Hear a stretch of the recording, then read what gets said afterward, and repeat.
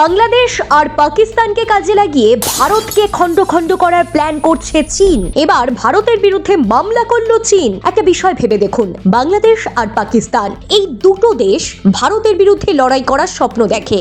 সে স্বপ্ন আজকের নয়, বাংলাদেশের শেখ হাসিনার আমল থেকেই সে দেশের মানুষের মনে এমন ভারত বিদ্বেষী মনোভাব তৈরি হয়েছিল। এদিকে ভারত থেকেই একাধিক পণ্য যায় পার্শ্ববর্তী এই দেশটিতে, মাথা তুলে দাঁড়িয়ে আছে ভারতের জন্যই। তাহলে এবার ভেবে দেখুন, যদি বড় কোনো বিদেশি শক্তির হাত না থাকে, তাহলে ছোট ছোট এই দুটো দেশ যারা অর্থনৈতিক এবং সামরিক দিক থেকে একেবারেই নড়বড়ে, তারা কি করে এত বড় স্বপ্ন দেখে? আরো একটি বিষয় জানলে অবাক হবেন, পাকিস্তান এই মুহূর্তে বাংলাদেশকে কাজে লাগিয়ে ভারতের সন্ত্রাসবাদী হামলা করার প্ল্যান করছে। সব মিলিয়ে এই পরিস্থিতি দিল্লির জন্য কতটা চাপের? এক কথায় ভারতের উত্থানকে মেনে নিতে পারছে না তাবর তাবর দেশগুলি, আর সেই কারণেই পার্শ্ববর্তী ছোট ছোট দেশগুলিকে কাজে লাগিয়ে ভারতকে খণ্ড খণ্ড করার প্ল্যান চলছে। অর্থনৈতিক দিক থেকে ভারত একটি শক্তিশালী উদীয়মান শক্তি, বর্তমানে বিশ্বের চতুর্থ বৃহত্তম অর্থনীতি এবং 2030 সালের মধ্যে তৃতীয় স্থানে পৌঁছানোর লক্ষ্যে একেবারে দ্রুত বর্ধনশীল। আর এটাই হয়তো মানতে কষ্ট হচ্ছে বিশ্বের শক্তিশালী দেশগুলির, কারণ বর্তমানে অনেক বড় বড় দেশ অর্থনৈতিক দিক থেকে পিছিয়ে পড়ছে। এদিকে চীনের বিশ্ববাজার অর্থনীতিতে নিজেদের পণ্যের অবস্থা খুবই খারাপ পর্যায়ে চলে গেছে, যার ফলে চীনের বৃহৎ ইন্টারন্যাশনাল কোম্পানিগুলো মুখ থুবড়ে পড়ছে। এমনিতেই তাদের সমস্ত পণ্যের গুণগত মান নিম্ন স্তরে থাকায় অনেক দেশ এইসব সস্তা পণ্য নিতে চায় না। কিছু গরিব দেশ, যেমন ওই পাকিস্তান, বাংলাদেশ, শ্রীলঙ্কা, আফ্রিকার কিছু দেশ ও ল্যাটিন আমেরিকার কিছু দেশ তাদের পণ্যগুলো কেনে। আর সেই কারণেই কি ভারতকে আটকানোর প্ল্যান চলছে। তারা চারদিক দিয়ে অশান্তি সৃষ্টি করে শুধু ভারতের যুদ্ধে জড়িয়ে পড়ার দিন গুনছে। এবার ভারতের বিরুদ্ধে শটান মামলা ঠুকলো চীন। বিশ্ব বাণিজ্য সংস্থায় ভারতের বিরুদ্ধে মামলা দায়ের করেছে তারা। তথ্য ও যোগাযোগ সংক্রান্ত প্রযুক্তি সামগ্রীর ওপর যে শুল্ক নির্ধারণ করেছে ভারত এবং আলোক বিভব প্রযুক্তির ওপর যে ভর্তুকি দেওয়া হচ্ছে, সেই নিয়েই মামলা দায়ের করেছে চীন। চীনের বাণিজ্য মন্ত্রক শুক্রবার এই মর্মে বিবৃতিও জারি করেছে। তাদের দাবি, চীনের পণ্যের ওপর ভারত যে হারে শুল্ক আরোপ করছে, যে পরিমাণ ভর্তুকি দিচ্ছে, তাতে প্রতিযোগিতামূলক বাজারে অন্যায্য সুবিধা পেতে যাচ্ছে ভারতীয় শিল্প সংস্থাগুলি। এতে চীনের স্বার্থ যেমন ধাক্কা খাচ্ছে, তেমনি বিশ্ব বাণিজ্য সংস্থার বিধিনিয়মও লঙ্ঘিত হচ্ছে।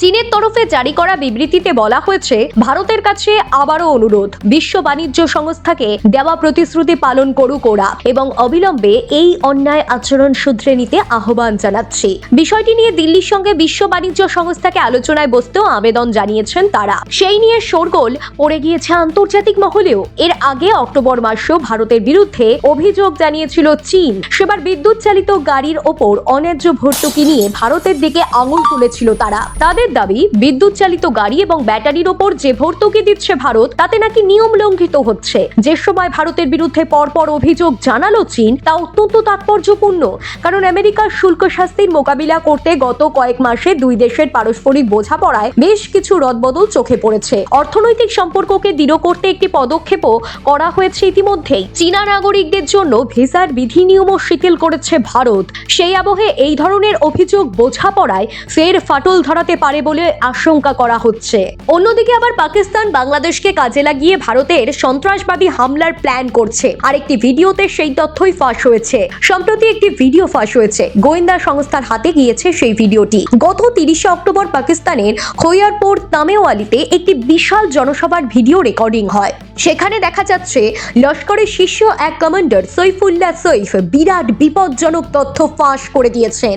সৈফুল্লাহ বলেছেন, হাত গুটিয়ে বসে নেই হাফিজ সৈয়দ, বাংলাদেশের দিক দিয়ে নাকি ভারতে আক্রমণের প্রস্তুতি নিচ্ছে হাফিজ। তিনি দাবি করেছেন, লস্কর ই তৈবার সদস্যরা ইতিমধ্যেই পূর্ব পাকিস্তানে নাকি সক্রিয়, অর্থাৎ বাংলাদেশকে তারা পূর্ব পাকিস্তান বলেই উল্লেখ করেছেন। তারা ভারতকে অপারেশন সিঁদুরের নাকি জবাব দেবে। জানা গিয়েছে, সৈয়দ তার এক ঘনিষ্ঠকে সম্প্রতি বাংলাদেশে পাঠিয়েছিলেন, যিনি ভারত বাংলাদেশ সীমানার বিস্তীর্ণ অঞ্চল ঘুরে দেখেন এবং স্থানীয় মসজিদগুলিতে গিয়ে যুবকদের কট্টরপন্থী আদর্শ জেহাদের জন্য উদ্বুদ্ধ করে আসেন। ভিডিও থেকে স্পষ্ট হয়ে গিয়েছে, ভারতের বিরুদ্ধে যুদ্ধ ঘোষণার ডাক দেন হাফিজ সৈয়দ। এই কাজে পাকিস্তানি জঙ্গিরা যে কম বয়সীদের প্রশিক্ষণ দিচ্ছে তাও স্পষ্ট হয়ে গিয়েছে, কারণ ওই জনসভায় অনেক বালক ও কিশোরও উপস্থিত ছিল। সেই ভাষণে তিনি পাকিস্তানি সেনার প্রশংসা করে বলেন, এখন আমেরিকা আমাদের সঙ্গে আছে, বাংলাদেশের সঙ্গেও আমাদের সম্পর্ক খুব ভালো, সেই জন্য বাংলাদেশ দিয়ে ভারতে আক্রমণের ছক ফলপ্রসূ হবে বলেই তিনি উল্লেখ করেছেন।